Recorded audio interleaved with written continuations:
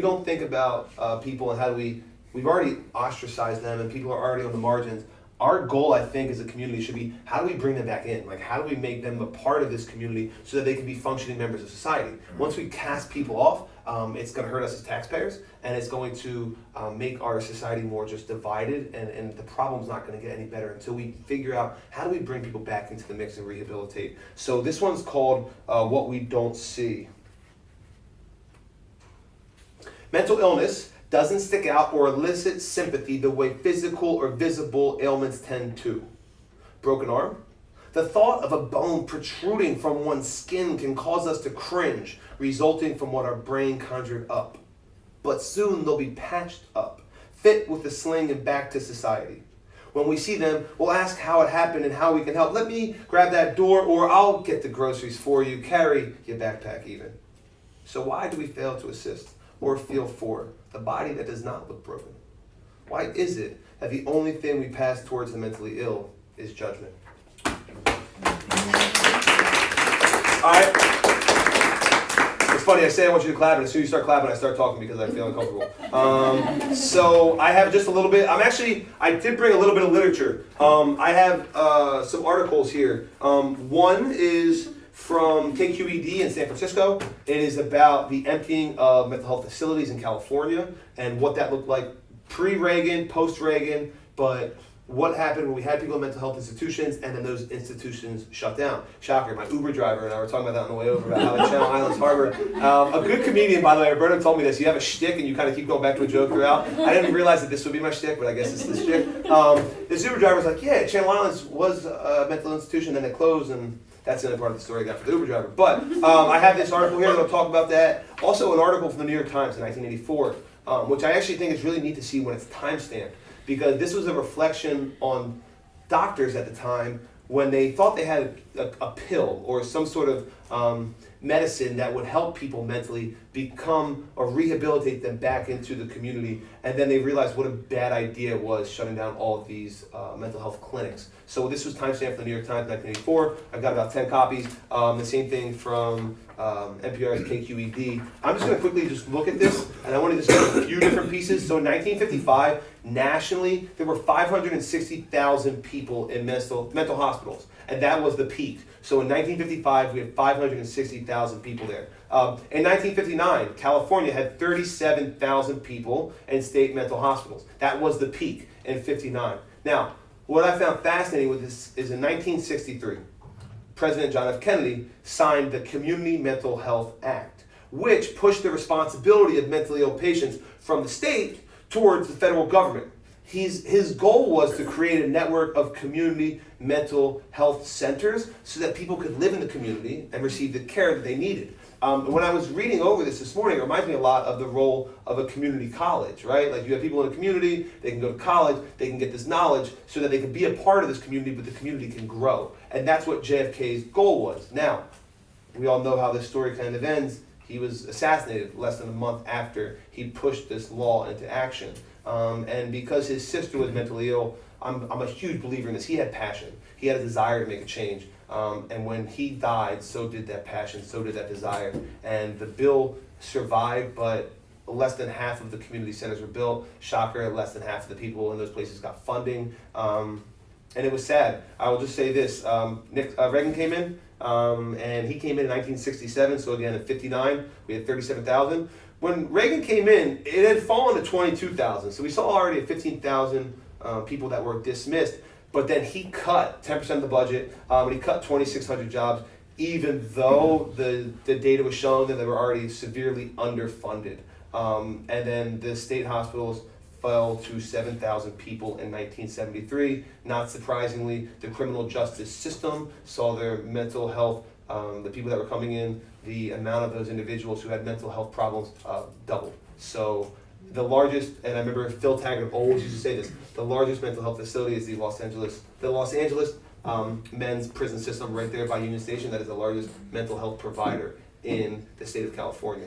Because when people struggle with mental health, they make sometimes decisions that they don't really know they're making, or they're not rational enough, and then they end up in jail. So it's a way for us to push people out of the society, to keep them quarantined, And I don't think it's right, but that's the history behind what happened. We're making good time, people. I'm going to read like a couple more. In the Face of Anger. So this book, this actually might be a good time to talk about this. This book is available at Palermo, so you don't have to buy it off Amazon. Or you could buy it from me. I've got a couple copies here tonight. I wrote a lot of this book in Palermo's in downtown Ventura. And I saw one day, and I saw a few times, there's this lady. Again, shocker. You see people that come into your city for a couple days, a couple weeks, and you never see them again. And I've seen this lady for probably a couple weeks. She was posted up in the corner of Palermo. So when you first walk in, she was there on your right. She must have spent like $20 that day. Bought all this food, but she would leave, she would come back, she put stuff everywhere. And I had a friend, her name is Izzy. Izzy is still there. Izzy went over to talk to her, and the lady blew up. She lost it. And here we are sitting in this coffee shop. It's a quiet coffee shop. Everyone's mellow. And this outburst. And for those of us, we've seen this before. We've seen people become irate at the drop of a hat. And I've always been curious, how do we respond? As teachers, we see people lose it, and how do we respond as teachers? The same thing works with mental health. So this one's called In the Face of Anger. Dealing with those who have a mental illness takes a certain kind of stillness, a mentality made up of kindness, patience, and a persistent reminder to try and understand so you can withstand sudden emotional outbursts stemming from only they know. I've seen one-on-one situations play out before me in coffee shops, street corners, and on the Amtrak. It starts more or less the same.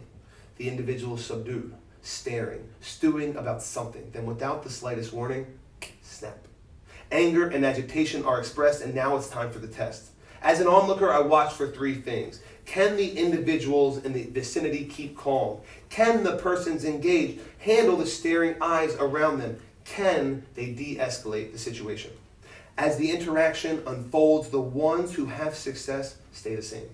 Emotionally intelligent individuals, they are unwavered by the anger or obscenity screamed. They are committed to caring, knowing that this is part of the game that is actively playing out the same way across the country. This mentality is made up of mental exercise to strengthen one's emotional response. Practicing is not always pretty because sometimes, no matter how calm and careful you are, you still can't help. But by trying, we're creating a culture of compassion, and over time we can change the perception of how we interact with and see those who suffer from mental illness.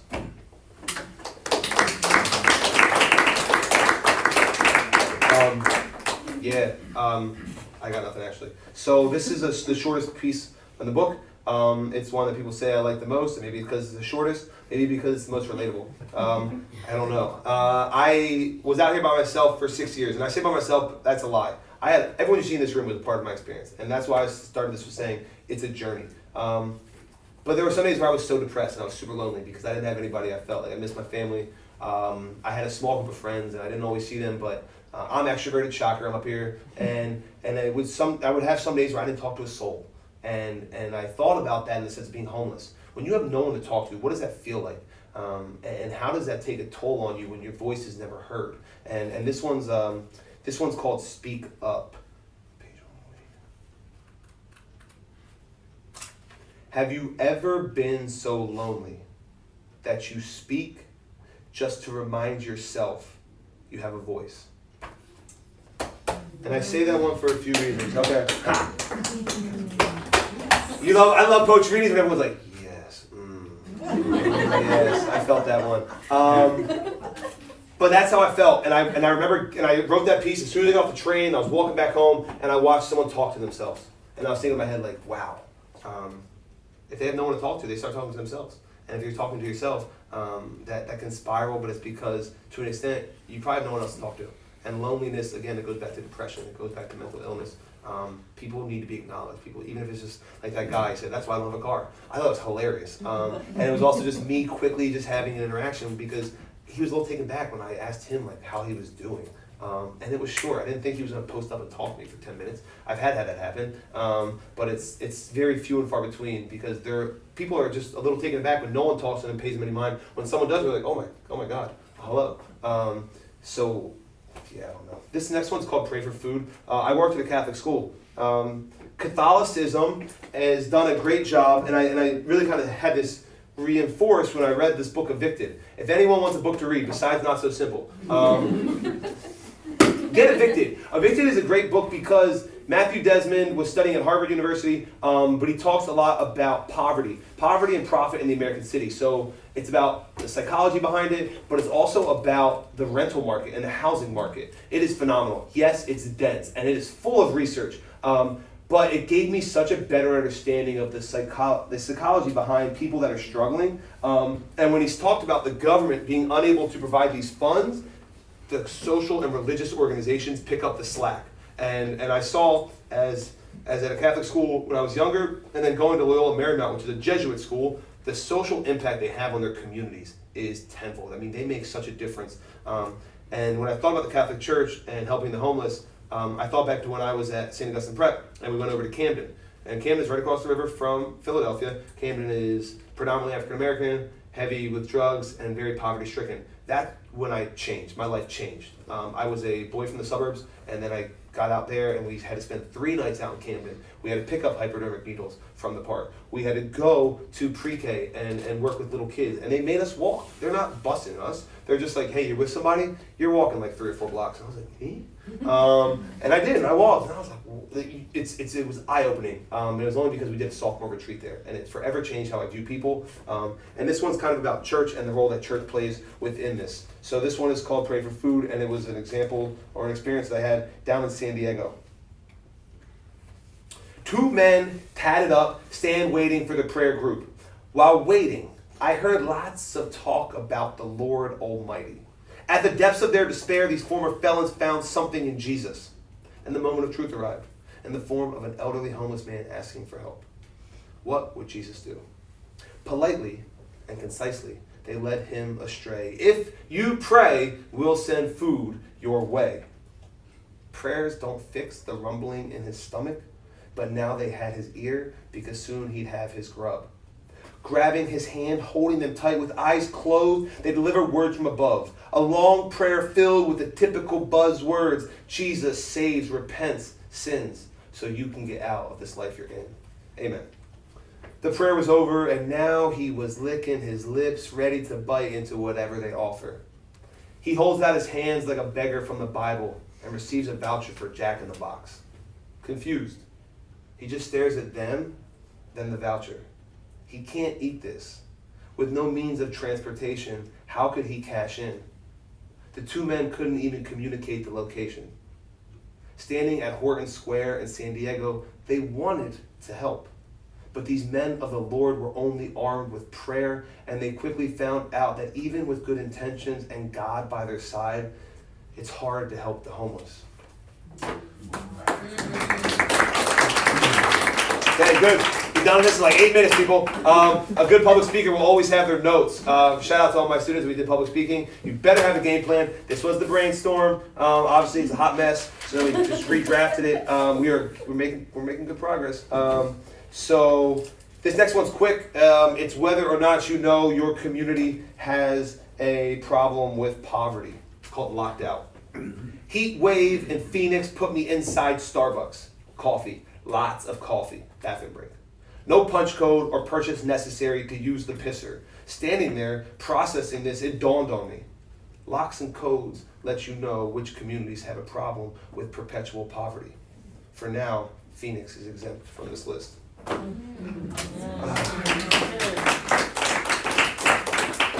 Yeah, I mean, again, coffee shops, you go into a lot of them, and as I would travel and I would go places, again, across the whole West Coast, there's locks. They don't want people going in there. But as I went inland more, and it's hot, and Phoenix is, they're seeing income inequality there, but it's hard to survive. You can just walk right in. You cannot do that in Philadelphia. You cannot do that in New York City. You cannot do that in major spaces. And it lets you know who they're allowing to get in, but it lets you know what their community looks like. I didn't think this was a good poem until my coworker started teaching it. Shout out to Craig, who's not here, but Craig is such a good guy. He teaches 9th grade English. He told this poem called Checkmate, and it sounds kind of crazy now, but like when I was out here, people living in their car was not a big deal. They're like, hey, I'm gonna live in my car for a few months. I'm like, okay. I kind of thought like that's normal, right? I mean, you're California, it's expensive. But when I moved back to the East Coast and I looked at this poem today, I was like, if any of my friends told me they were gonna live in their car now, I'd be like, why? But then I thought, you know, we're out here on the West Coast, especially now, like I'm in my late 20s, and I'm trying to figure out, do I want to buy a house? When do I want to buy a house? How do I have enough money to buy this house? There are all these things that are coming into play. How do we save money? How do we wisely utilize our money, and what can we sacrifice in order to save that money? So this one's called Checkmate. I lived in my car for a month. The young busboy's matter-of-fact statement to his coworker showed he wasn't embarrassed, knowing that in order to maneuver the chessboard of real estate in the Golden State, where the market is saturated with unrealistic rental prices, his moves must be calculated. In order to buy some time, he lived in his ride, which is a common play for many West Coasters looking to get by. All right, we got two more. I was going to use the one Get By, Just Get By. I mean, obviously, I read this whole book if I could. I can't. Read a quarter of it. This has been great. But getting by is like a central theme. Giving and taking is a central theme. I'm not going to try and undermine my book here, but the last poem in the book was about, and I'm not reading the poem. I was actually really bummed when I heard this. So have we heard about the story about the homeless guy in Philadelphia that raised all the money? They got all this money raised for him in a GoFundMe account, and it turned out to be a huge scam. I'll rehash your memory if you didn't. So there was a homeless guy who is always out in Philadelphia, just like a lot of many other places, and they put a GoFundMe page because they said, oh, I was this girl and I was driving and I was distressed and I ran out of gas, and this guy gave me the last $20 that he had, and then I went over to he went to the gas station, and you know, he told me to stay in my car because it's a dangerous neighborhood, and he spent his last money and he gave it to me so I could be safe. And people were like, I'm gonna give that guy some money. So they did. They started a GoFundMe page that raised over $400,000, and it was phenomenal. And I'm like, Philadelphia, give and take, we're awesome. And then it got fishy. And I'm like, yep, of course, nothing good can be true. So that's the poet. I mean, sometimes I'm just kidding. But anyway, that idea happened, and it was. The guy's now facing 5 years in jail. The girl that was involved in this just got sentenced to about 4 years in jail. And the mastermind, her boyfriend, he'll be in jail for a long time. The money, you know, GoFundMe, you know, they're like, yes, this is our chance to get public approval. They refunded everybody, so they got their money back. But it was really kind of sad to see. That was one of the themes, though, giving and taking. And I really was like bummed because it's the last poem in the book, and I thought it had such a hopeful message. And I still think it does. There are so many people out here doing great things.